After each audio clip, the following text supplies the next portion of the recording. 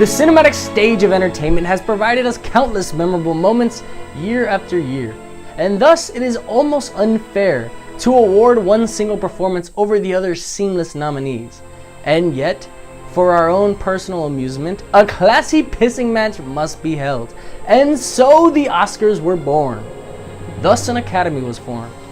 A group of anonymous, smug, most likely Caucasian gentlemen gather each year to determine who is the best, based on heart, stage presence, merit, who they like more, and of course, whoever released a film in the last quarter of the year. It is the Academy Awards, the most grand 6 hours of judgment television has ever known.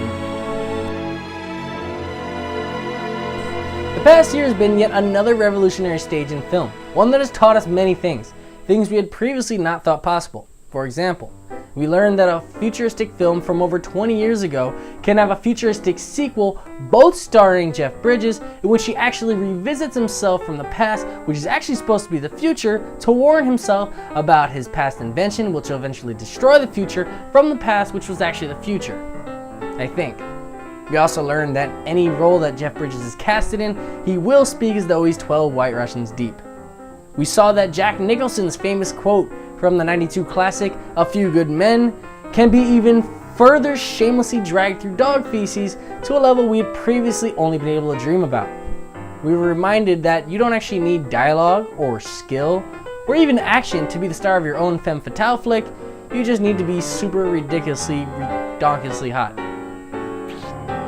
And no matter how hard they try to butcher the concept of spoof films, somebody will keep coming up with the cash to somehow sponsor these horrifying pieces of cow shit. And even if you have the worst comic strip in the LA Times, you can still have a feature film created so long as Owen Wilson has provided enough marijuana to lend his voice for the animated dog lead.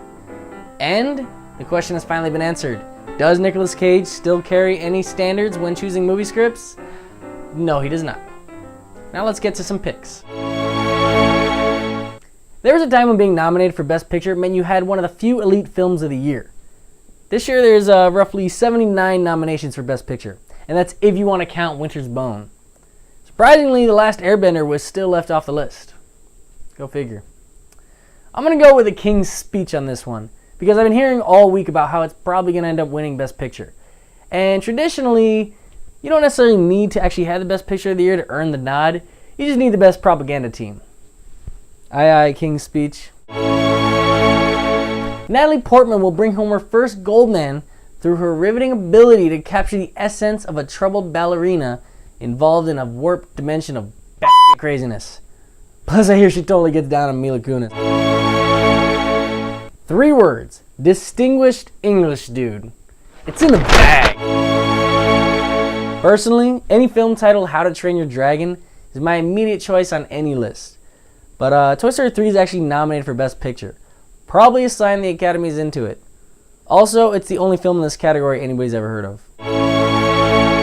Beautiful is a film that deliberately misspelled the word beautiful, and I'm pretty sure they did it just to piss me off. Seriously, nobody spells beautiful like this.